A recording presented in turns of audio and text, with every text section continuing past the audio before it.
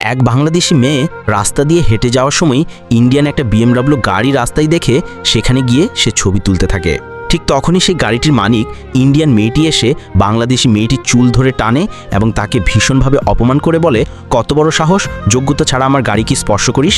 তখন বাংলাদেশি মেয়েটি মনে দুঃখ নিয়ে হেঁটে যাওয়ার সময় রাস্তায় একটি পুরনো ভাঙা BMW গাড়ি দেখতে পায়, আর সেই গাড়িটি সে বাসায় নিয়ে আসে। কিন্তু তার কাছে কোনো টাকা পয়সা ছিল না, তাই সে তার শখের মোবাইলটি দোকানে বিক্রি করে দেয়। তার বিনিময়ে সে যে টাকা পায় সে টাকা দিয়ে একটি ছোট মুদি দোকান দেয়। একদিন এক ধনী লোক তার দোকানে এসে সকল মাল বেশি দাম দিয়ে কিনে নিয়ে যায়, আর সেই মেয়েটি অনেকগুলো টাকা পেয়ে খুশি হয়ে যায়।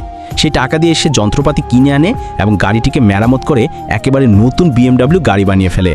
বাংলাদেশি মেয়েটি রাস্তায় সে গাড়িটি নিয়ে বের হলে ইন্ডিয়ান মেয়েটি তার গাড়িটি দেখে জোরে জোরে হাসতে থাকে এবং বলতে থাকে, এসব পুরনো গাড়ি পুরনোই থাকে।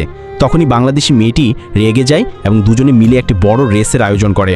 প্রতিযোগিতায় কি জিতবে তার দায়িত্ব তোমার হাতে। যদি ইন্ডিয়া জিতে থাকে তাহলে কমেন্ট করো, আর যদি বাংলাদেশ জিতে থাকে তাহলে লাইক ও সাবস্ক্রাইব করো।